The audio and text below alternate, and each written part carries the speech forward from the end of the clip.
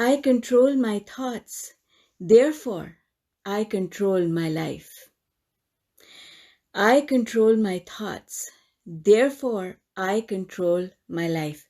I control, no one else. No one else, not even the universe. The universe just gives us whatever we are vibrating so that we can decide whether or not we need to turn direction. Right? The universe is not deciding for us. The universe is a signaling mechanism, a search engine that matches our vibration with things that we are calling with our vibration. To the extent that we can allow the things that we want, the universe matches us up with them. To the extent that we can allow. I might want something that's over here, but I'm not allowing all of it. So I'm only allowing a part of it. So here I am. I was looking for a job. I found a job. Thank God, universe. But it doesn't have all the things I wanted in a job. Well, the only reason is because I wasn't allowing all of these things, because in order to allow them, I have to match them. Relationships. All right, I'll compromise. I'm compromising. Why? When I compromise, I am giving up on my ability to go up the emotional scale and get everything that I want. So I'm not allowing everything that I want. That's why everything that I want is not coming to me. If I was allowing everything, it would come. The universe is not deciding for me. That's my decision.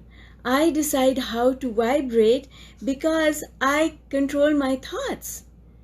And if I'm just being a lazy controller, I'm letting it go wherever it wants, then I am not exerting the control that I was supposed to exert. So I can't blame anyone else for it. It's my doing. My doing. I did that. See, I control my thoughts, therefore I control my life, and I control every detail of my life, because the details of my life are manifesting to the extent that I am allowing what I want.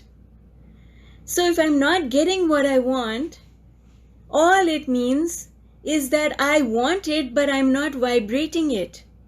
I want it, but I'm not vibrating it. How do I vibrate it? By going up the emotional scale.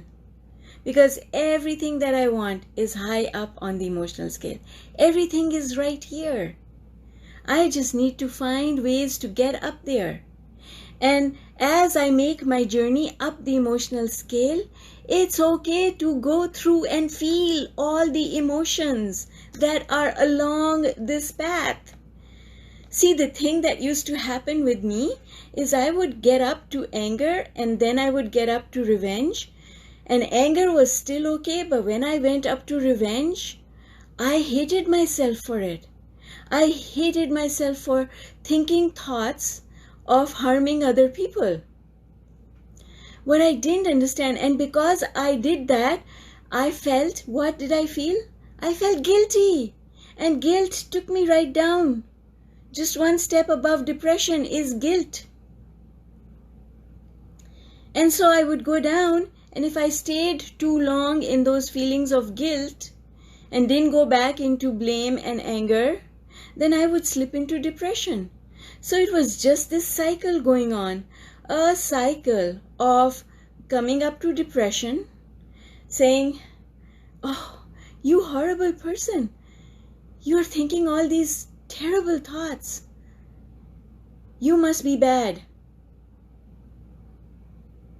And then starting the work all over again and back until I realized I don't have to stop here. In fact, the fact that I'm at revenge, I need to congratulate myself and say, yippee! Zara, you did something right. You came up to revenge. Now all you gotta do is keep going. Keep going, leave revenge behind, step into worry. And people would say, worry, is that a good thing? Oh yes, it is a good thing. When you're coming from revenge, worry is a very good thing.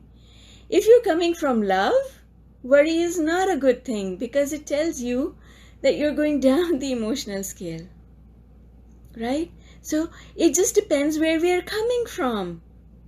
Coming from depression into fear, into blame and guilt, that's good.